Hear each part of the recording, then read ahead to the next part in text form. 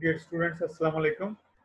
In this last part, in this actually a very short video, we are going to discuss about the last part of male reproductive system, which we skipped in last week's video demonstration.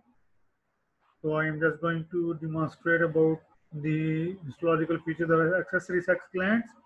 Actually, there are four accessory sex glands, namely ampullary gland, then seminal vesicle, or in it is broadly termed as vesicular gland. The third one is prostate gland, and the fourth one is bulbourethral gland. These sex glands have a very characteristic species-specific variations. They are present or absent in certain species. You are requested to review your anatomy lecture for that particular part, or review the Delman's histology, and then prepare a tabular information, and then share that information with me through email. So it is a kind of assignment in which you have to just prepare a pivot table, and then you are going to share that table with me about the species specific variations of male accessory sex gland in veterinary species. If we now talk about a basic theoretical background, so these glands are actually the outpocketings of either ductus deferens, which is a duct carrying sperm from the testes as part of spermatic cord, or they are either outpocketing of the urethra, which is carrying the urine from the urinary bladder towards the outside, and which is actually traveling into the corpus spongiosum in penis. So these male accessory sex glands are actually they can be the outpocketing of ductus deferens or the urethra. The male accessory sex glands are mostly tubular or tubular in their histological arrangement. They are present in lobules, and then each lobule or each lobular structure drains directly into the ductus deferens or the urethra, depending upon whether it is originating from urethra or ductus deferens. Starting with the ampulla. Ampulla in certain texts is considered as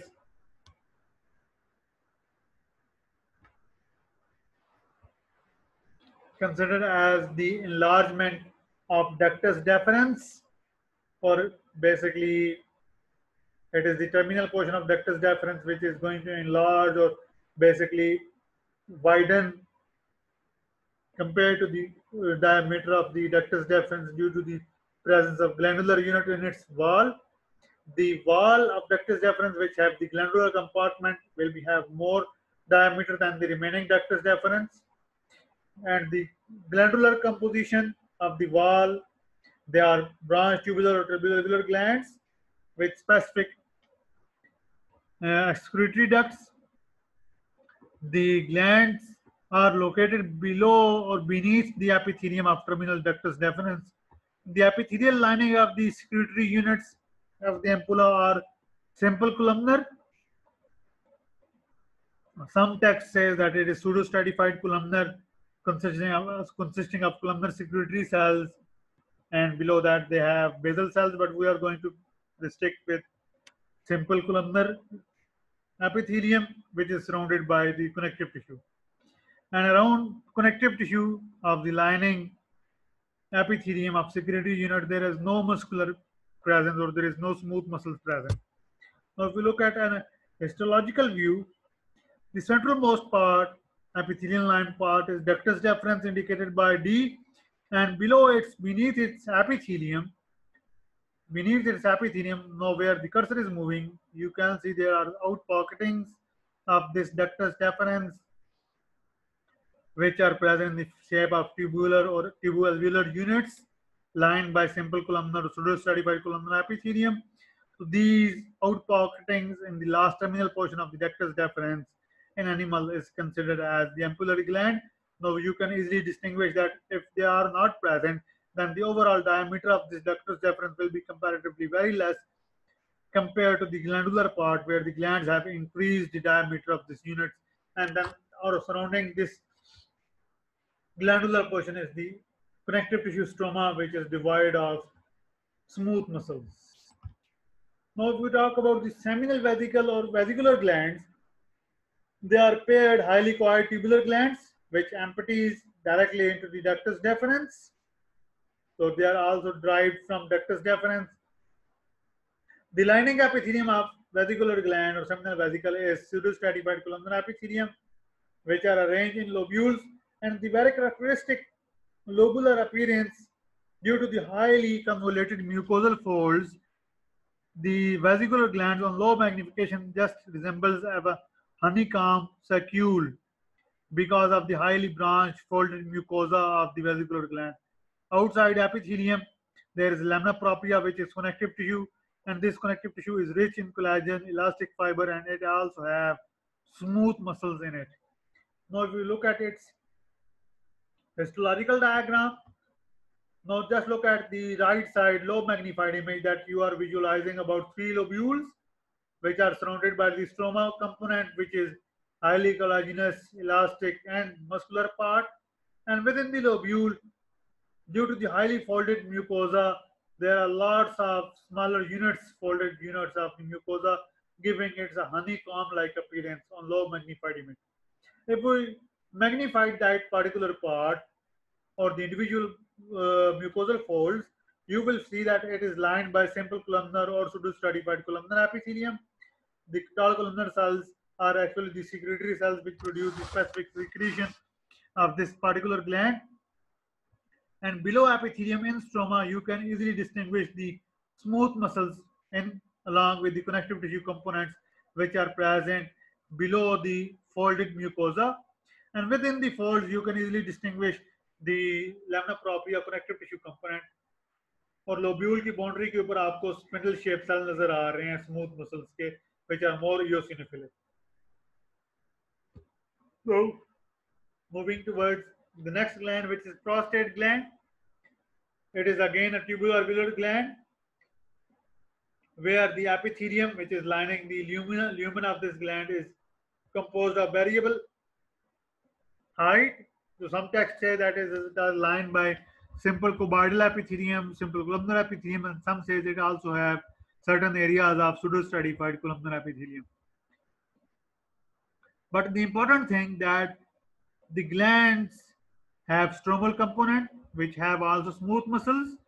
This gland produced a fluid rich in citric acid and proteolytic enzymes, and the characteristic feature then its secretions are accumulating into the lumen of the tubular glands, and those secretions give us a very characteristic histological feature, which is termed as corpora amyleca, or which is termed as prostatic concretions,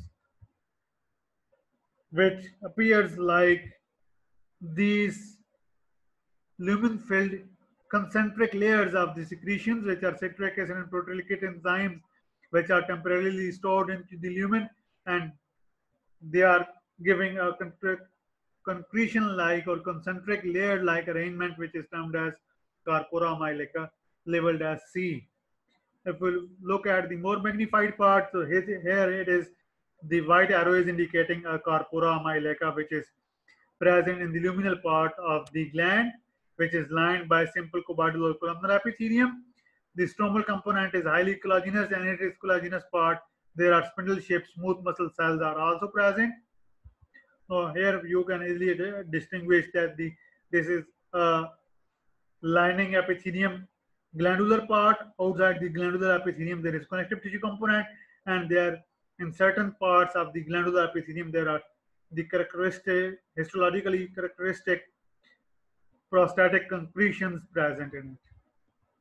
तो ये जरूर आपने identify करना है कि prostatic concretion हैं क्या और कैसे नजर आती हैं. And the last part, the last gland, which is bulbourethral gland,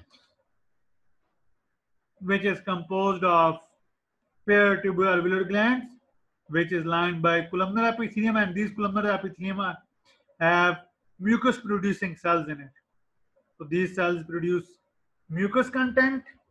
Due to that, when you look at the histological figures, you can easily distinguish that these cells are mucus producing cells because the columnar cells, their nucleus is now pushed toward the base, and then the majority of the glandular tubular unit have mucus secreting characteristic, that their lumen is appearing, or the cell cytoplasm is appearing white because of the stored mucus, and which is not going to stain in H&E stain slides, so it is giving an empty or whitish appearance. Similarly, यहाँ पे आप ऊपर देखें cells की lumen वाली side पे, तो they are lightly stained. Similarly, in the third micrograph, the columnar cells nucleus are pushed towards base because of the mucus, and these tubular units or tubular units have a very characteristic mucus secreting appearance on a micrograph. So these are mucus secreting bulbourethral gland histological features. They are surrounded by the stromal component, which have collagen fibers in it. With this, now I am finishing this short video, which will be shared with you for the upcoming Thursday practical, in which we are going to revise the whole of the male reproductive system along with its homework sheet.